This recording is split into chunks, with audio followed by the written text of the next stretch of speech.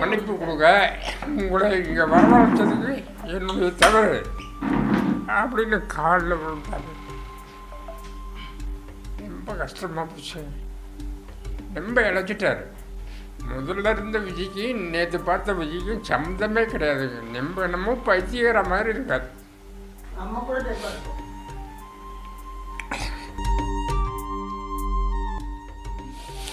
இடாமா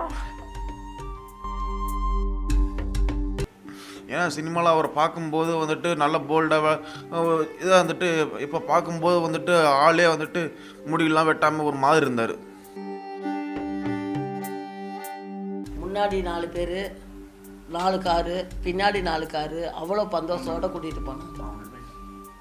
ரொம்ப கஷ்டப்பட்டு தான் கூட்டிகிட்டு போனாங்க. அவர் இங்கே வந்திருந்தா கூட அவ்வளோ செலவாகி இருக்காது, இவ்வளோ கஷ்டம் இல்லை அவருக்கு. ஆனால் இவருக்கு அவ்வளோ செலவு பண்ணியிருக்காரு. அவரை இப்போ நாங்கள் 8 பேர் போயிருந்தோம் எங்கள் குடும்பத்திலேருந்து. அவர் மட்டும்தான் உள்ளார இருந்தார். ஒரு கேமராவோ ஒரு வீடியோவோ அவர் செல்லை கூட கமிட்டி தான் வச்சுருந்தார். அவர் ஆன் பண்ணியோ இது பண்ணணுமே இல்லை. அவருக்கு விநியோகம் பண்ணணும்னு அவசியம் இல்லை. இது அவர் சொந்த காசில் இவ்வளோ செலவு பண்ணணும்னு அவசியமே கிடையாது.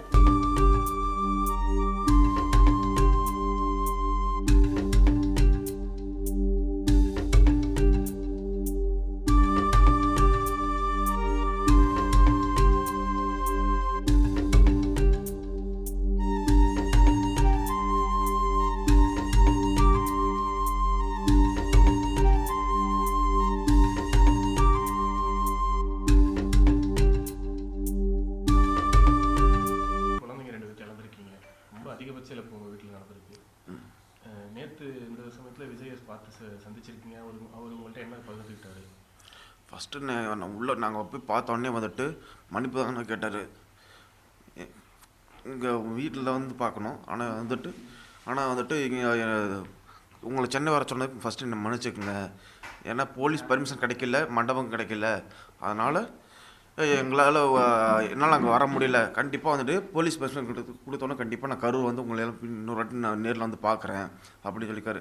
வீட்டுக்கு எப்படி பார்ப்பாரோ அதே மாதிரி தான் எல்லாத்தையும் ஒவ்வொருத்தங்களாம் வர சொல்லி வீட்டில் ஒருத்தங்க மாதிரி தான் வச்சு பேசினார்.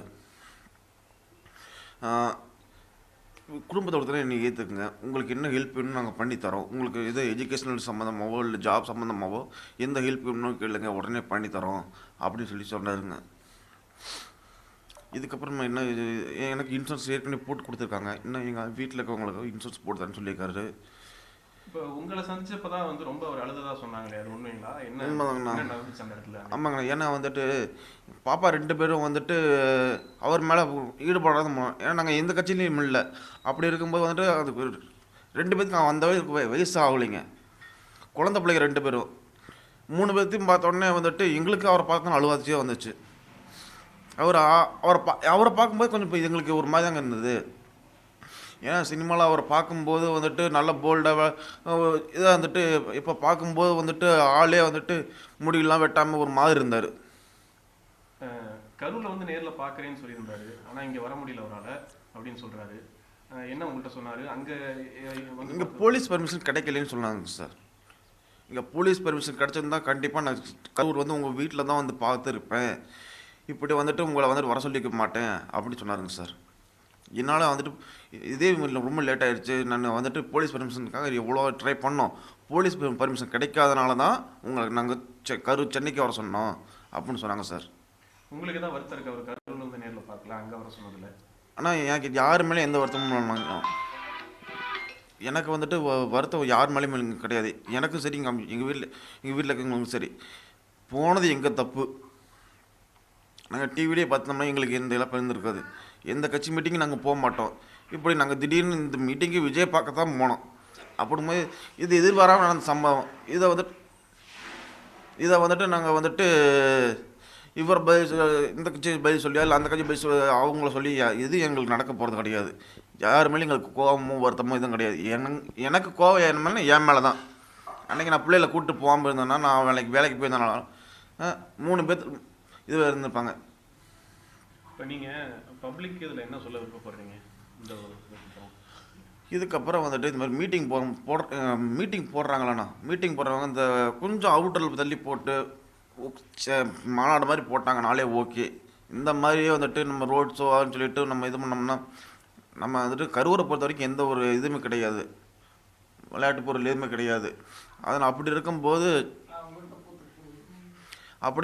வந்துட்டு நம்ம கரூருக்கு ஒரு காமெடி நடிகர் வந்தாலும் ஒரு சீரியல் ஆக்டர் வந்தாலே போய் நின்று பார்த்துட்டு தான் போகிறோம். அப்படி இருக்கும்போது நம்ம போய் இவ்வளோ ஒரு ஆக்டர் வந்தால் போய் பார்க்க மாட்டோமாண்ணா?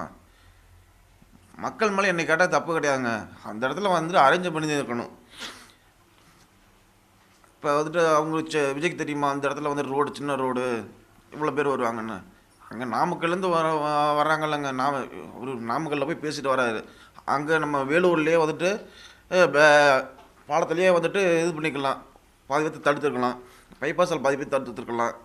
இப்படி தடுக்காமல் விட்டு இது அவங்க மேலே தப்புன்னு சொல்ல முடியாது. எல்லாமே வந்துட்டு ஒரு கிரேஸ் தாங்க. நம்ம ஊரில் யானை போனாலும் நின்று பார்த்துட்டு தான் போகிறோம். அப்படி இருக்கும்போது இவரில் ஒரு பெரிய ஆக்டர் வந்து பார்க்காம நம்ம என்ன பண்ண முடியும்? உங்களுக்கு என்ன மாதிரி உதவிகள் செஞ்சு தரேன்னு சொன்னாரு சார்? இன்சூரன்ஸ் போட்டு தரேன்னு சொல்லியிருக்காங்க, போட்டு தந்துருக்காங்க சார். அப்புறம் எங்கள் ஃபேமிலியில் இருக்கவங்க எல்லாத்துக்கும் இன்சூரன்ஸ் போட்டு தரேன்னு சொல்லியிருக்காங்க. அப்புறம் ஜாப் எஜுகேஷன் சம்மந்தமாக ஏதாவது உங்களுக்கு ஹெல்ப் வேணுமான்னு கேட்டார். எனக்கு இப்போதைக்கு எது வேண்டான்னு சொல்லிட்டேங்க சார்.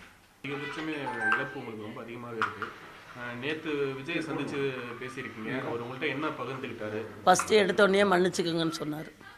என்னையால் நேரில் வர முடியல, கோவிச்சுக்காதீங்க, உங்களுக்கு சூழ்நிலை தெரியும், எஸ்பி ஆஃபீஸ்லலாம் ரிப்போர்ட் கொடுத்துருக்கேன், எங்களுக்கு இன்னும் அலோட் கொடுக்கல, அதனால் வர முடியல, திருப்பி உங்களுக்கு ஏதாவது மக்களுக்கு இடைஞ்சல் வந்துருந்தா நான் வரல அப்படின்னு சொன்னார். உங்கள் குடும்பத்தில் ஒருத்தராக நினச்சிக்கோங்க, பயப்படாதீங்க, எதாக இருந்தாலும் நாங்கள் செஞ்சு தரோம், கவலைப்படாதீங்க, உங்கள் குழந்தையா என்னை ஏற்றுக்கோங்க, மன்னிச்சுக்கோங்கன்னு எங்கள் காலில் விழுந்து அழுதார். நீங்கள் என்ன சொன்னீங்க அவர்கிட்ட? நாங்கள் என்ன சொன்னோம், நாங்கள் என்ன சொல்ல முடியும்? எங்கள் இழப்புக்கு ஆண்டவன் தான் பதில் சொல்லணும், யாரையும் குறையெல்லாம் சொல்ல முடியாது. பரவாயில்லைங்க, நீங்கள் இருந்தாலோ இல்லைனாலோ இதுக்கு விமோச்சனம் ஏதோ ஒன்று நடக்கட்டுங்க. இந்த மாதிரி குழந்தைங்க பெரியவங்கள யாரும் இனிமேட்டு இறக்காத மாதிரி எந்த அரசியல் கட்சி வந்தாலும் சரி இந்த மாதிரி இனிமேட்டு பண்ணாமல் பார்த்துக்கோங்க. உங்களுக்கு அவர் மேலே ஏதாவது வருத்தம் இருக்கா? நீங்கள் யார் மேலேயும் வருத்தம் சொல்ல முடியாதுங்க. இந்த கட்சி அந்த கட்சின்னா நாங்கள் நினைக்கவே இல்லை. எங்களுக்கு நேரம் சரியில்லை, என் பிள்ளைய போயிட்டாங்க. எந்த கட்சி மேலேயும் வருத்தம் கிடையாது. நீங்கள் அவர்கிட்ட ஏதாவது கோரிக்கை வச்சுருக்கீங்களா? ஒரு கோரிக்கையும் வைக்கலைங்க.